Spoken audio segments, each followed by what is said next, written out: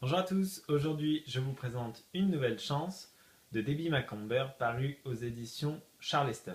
Donc c'est l'histoire de Lucie et Aren qui se rencontrent le soir du Nouvel An et qui vivent un véritable coup de foudre. Sauf que trois anges s'en mêlent et alors qu'ils essaient d'arranger les choses, ils vont les faire dégénérer. Lucie, elle, est chef dans un nouveau restaurant. Aren, lui, est journaliste et critique culinaire et il va faire une critique désastreuse de celle qu'il l'apprendra plus tard et Lucie, à cause justement de ces anges. Donc les anges vont essayer de réparer cette fantastique romance.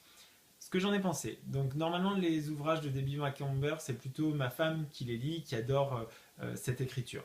Là, c'était quasiment les fêtes de Noël. C'était un roman qui était tout à fait dans l'air du temps, plutôt court. Donc je me suis dit pourquoi pas.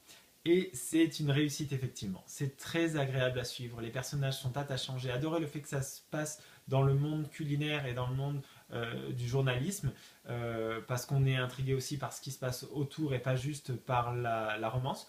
Les anges, ils pourraient ne pas être là, ce serait aussi bien, parce que il y a suffisamment d'intérêt pour justement le monde dans lequel les protagonistes évoluent et les personnages eux-mêmes, les personnages secondaires, pour qu'on n'ait pas à se soucier de ce petit élément déclencheur fantastique.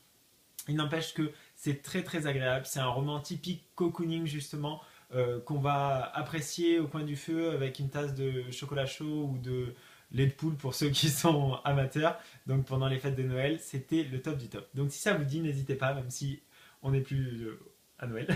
Une nouvelle chance de Debbie Macomber et c'est paru aux éditions Charleston. Voilà, n'hésitez pas à nous suivre sur Facebook, YouTube et Twitter.